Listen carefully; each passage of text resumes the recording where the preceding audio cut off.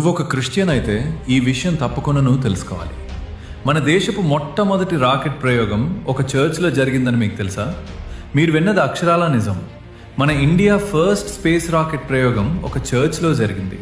Video like చేసి end వరకు చూడండి. 1960లో డాక్టర్ విక్రమ్ సారాభాయ్ అనే ఫిజిక్స్ ప్రొఫెసర్ భారతదేశానికి అంతరిక్ష ప్రయోగాల కార్యక్రమం అవసరమని భావించారు. అయితే ప్రయోగానికి కేరళలోని తుంబా అనే ప్లేస్ని అనువైనదిగా ఎంపిక చేశారు. అయితే అక్కడ ప్రయోగశాలలు, భవనాలు ఏమీ లేవు. సౌకర్యవంతంగా ఉన్నది ఒక చిన్న చర్చ్ మాత్రమే.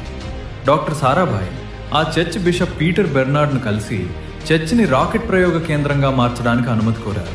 బిషప్ వెంటనే అంగీకరించి తాళం వేసి ఉంటే తాళం పగలగొట్టి లోపలికెళ్ళండి అని చెప్పారు. తర్వాత చర్చ్ని ప్రయోగశాలగా మార్చారు.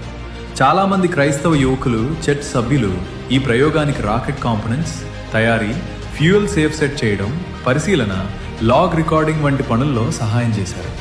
రాకెట్ తయారైంది. 1963 నవంబర్ 21న Thumba equatorial rocket launching station ఏర్పాటైంది. అదే రోజు సాయంత్రం చర్చ్ ప్రాంగణం నుండి మొట్టమొదటి రాకెట్ నైక్ అపాచీను ప్రయోగించారు.